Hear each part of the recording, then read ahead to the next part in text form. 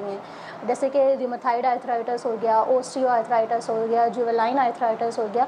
तो ये multiple types होती हैं। जुवेनाइन आर्थराइटिस बेसिकली बच्चों को भी हो सकता है।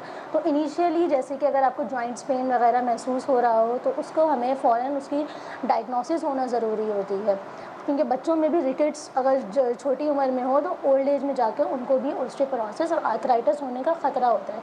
रिकेट्स एक विटामिन डी डेफिशिएंसी होती है जो छोटे बच्चों में अमूमन होती है। उसमें क्या होता है कि छोटे बच्चों में विटामिन डी की डेफिशिएंसी की वजह से हड्डियाँ बिल्कुल टेढ़ी हो जाती हैं और उनकी ग्रोथ नहीं हो पा रही होती है।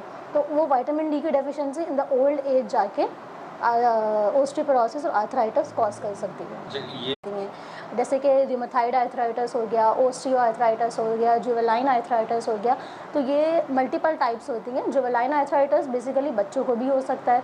तो इनिशियली जैसे कि अगर आपको जॉइंट्स पेन वगैरह महसूस हो रहा हो तो उसको हमें फ़ौरन उसकी डायग्नोसिस होना ज़रूरी होती है, क्योंकि बच्चों में भी रिकेट्स अगर छोटी उम्र में हो तो ओल्ड एज में जाकर उनको भी ऑस्टियोपोरोसिस और आर्थराइटिस होने का ख़तरा होता है।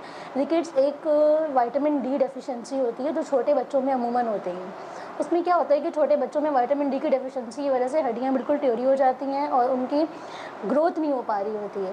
तो वो विटामिन डी की deficiency in the old age जाके ऑस्टियोपोरोसिस और आर्थराइटिस कॉज कर सकती है।